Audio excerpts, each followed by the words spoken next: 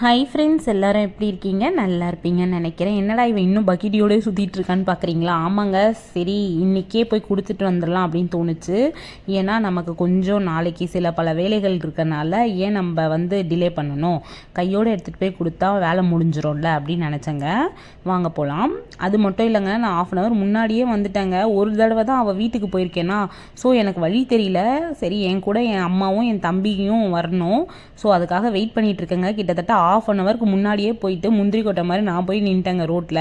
அதுக்கப்புறம் அடுத்த 1/2 hour கழிச்சு தாங்க இவங்க 2 பேர் இல்லை 3 பேரும் வந்தாங்கங்க. எப்படியோ ஒரு வழியாக சரி வாங்கடான்னு நான் ஒரு ரூட்டுக்கு போனேன், அவன் ஒரு ரூட்டு போய் என்னை கூப்பிட்டு போய் உட்கார வச்சு கடைசியில் நானே கரெக்டாக போயிட்டேங்க. அங்கே 1/2 hour நின்னதுக்கு அழகாக இப்படியே வந்திருக்கலாம். இவளுக்கு சரி நைட்டு சொல்லாமல் கொள்ளாமல் வந்துட்டோமா, ஸோ சர்ப்ரைஸாக அவள் ஃபீல் பண்ண ஆரம்பிச்சிட்டா. என்னடா சொல்லாமல் கொள்ளாமல் வந்து நிற்கிறீங்க அப்படி சொல்லிட்டு அவளே அப்படியே ஷாக் ஆகிட்டா. ஆமாம் திடீர்னு சர்ப்ரைஸ் கொடுக்கணும்னு தோணுச்சா, அதான் வந்துட்டோம் அப்படின்னா, அதுக்குன்னு இப்படி ஒரு அதிர்ச்சியா அப்படின்னு சொல்லிட்டு அவள் ஃபீல் பண்ண ஆரம்பிச்சிட்டா.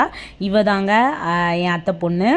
இவ தான் இப்போ 5th month கேரிங்காக இருக்கா. ஸோ அவளோட பேபி நல்லா க்ரோத் ஆகணும், ப்ளஸ் பண்ணிவிட்டு, அதாவது அவள் தரப்புலே சொல்லிடுவோமே, ப்ளஸ் பண்ணிவிட்டு அவளோட ஹாப்பினஸ்ஸு என்ன அப்படின்றது. சரி வந்தவங்களுக்கு டீ கொடுக்கணும்ல, அவங்க அந்த ஆண்டி கேட்டாங்க, டீ சாப்பிட்றியாமா, யாருக்குமா சுகர் இருக்குதுன்னு கேட்டாங்க. எனக்கெலாம் சுகர் இல்லை ஆண்டி, எனக்கு நிறையா கொடுங்க சக்கரை போட்டு, மற்றவங்க எல்லாருக்கும் சுகர் இருக்குது, ஸோ அதனால் பார்த்து போடுங்க ஆண்டி அப்படின்னு சொல்லிட்டு சொன்னேன்னா. உண்மையாகவே சொல்கிறேன், அவங்க வீட்டில் எல்லாருமே ஸ்வீட்ங்க. நம்ம என்ன தான் சிரித்த மாதிரி பேசினாலும் சரி, நம்ம என்ன தான் கலாய்க்கிற மாதிரி சொன்னாலும் சரி, அந்த ஆண்டி நமக்கே ஒரு கமெண்ட் கொடுத்து நார்மலாக ஜாலியாக பேசுவாங்கள்ல, அந்த மாதிரி பேசுகிறாங்க. இந்த ஃபேமிலி உண்மையாகவே ஸ்வீட் தாங்க. அது மட்டும் இல்லை, இவளுக்கு எடுத்துகிட்டு வந்ததை எல்லாத்தையும், அதாவது வாங்கின எல்லாத்தையும் பிளேட் பண்ணிடலாம் சொல்லிட்டு ஒன்று ஒன்றா அப்பா நசுங்காமல் கொண்டு வந்ததே ஒரு பெரிய விஷயமா எனக்கு தோணுச்சுங்க. ஏன்னா இந்த ரவா லட்டுலாம் பார்த்தீங்கன்னா சில இடத்துல நான் வாங்கியிருக்கேன், நொறுங்கிடுங்க. ஆனால் இது எத்தனையோ முறை அதாவது கையில் காலில் டிப்புன்னுலாம் விழுந்துச்சுங்க. ஆனால் ஒன்றுத்துக்கும் ஒரு டேமேஜும் ஆகலை. நல்லா பேக்கிங்கும் பண்ணியிருந்தாங்க. எனக்கு அந்த பேக்கிங் ரொம்ப பிடிச்சிருந்துச்சுங்க. ஸோ அவளுக்கு நல்லபடியாக கையில் கொண்டு போய் சேர்க்கணுமேனு சொல்லிட்டு எங்கள் ஃபேமிலி சார்பாக அவள் கையில், அதாவது ஏன் அத்தை பொண்ணுக்கு கொடுத்ததில்ல, எனக்கு ரொம்பவே சந்தோஷங்க.